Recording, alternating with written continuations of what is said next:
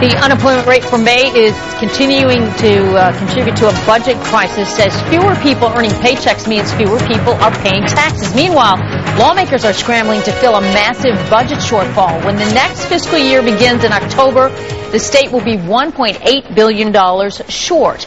This week, a Senate subcommittee has been hammering out a plan to balance the budget, and if the Republican leaders had their way, they would cut $160 million from the higher education budget.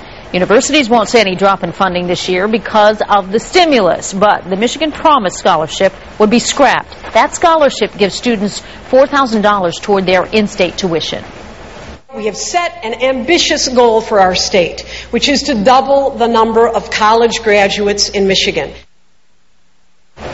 Well, the governor set that goal 5 years ago and says that the state wouldn't reach it if it cuts the scholarship. She has always insisted that part of the economic recovery in Michigan includes making sure Michigan has a strong education system. She also says it would be unfair because students are already planning on that for this fall. News Channel 3's Holly Doyle is live in Kalamazoo to tell us how that will affect families who are really counting on that money. Holly. Well, Judy, thousands of students are counting on that money. This affects so many students. Just last year, 3,200 students at Western and 6,700 students at Grand Valley used the Michigan Promise Scholarship money for school. Now, of course, first, it's millions of dollars for the universities and colleges, but also $4 grand is a lot to students who, without it, might have to take out bigger loans or make some very tough decisions.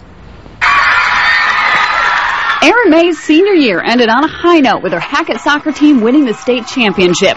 But this college-bound freshman is also an academic champion.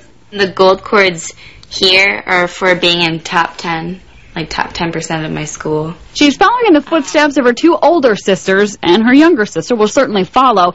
It's a motto in this house. You go to high school, then you go to college, and then you have your own life. Their parents give each of them the same amount for school. They can't pay for it all. We're a family of 6 with one income. The girls then make up the difference with work, scholarships, and loans. So they count on every little bit, including the Michigan Promise Scholarship, which could be on the chopping block. I don't really think it's fair just because I worked so hard in high school. $4,000 is a huge amount because this is where our girls will take loans out. Senate Republicans propose cutting the merit-based grant. They say they don't want to, but right now have no choice. I want to be able to say we can put more money back into college tuition, but I can't say that now based on the budget numbers we're looking at. So for now, parents and students just wait for a final decision. Kathy worries this could add to the state's brain drain. The cut could delay college for those on a very tight budget or send others out of state. Education is the key to the future for everybody, for job security, for the state of Michigan, for everything. And taking away these little opportunities, and it may seem small, but it really isn't when you keep adding on debt after debt. NHS.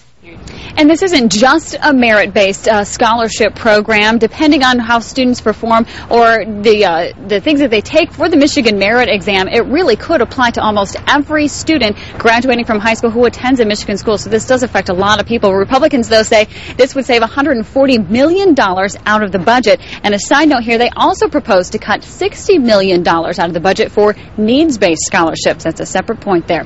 Live in Kalamazoo, Holly Doyle, News Channel 3.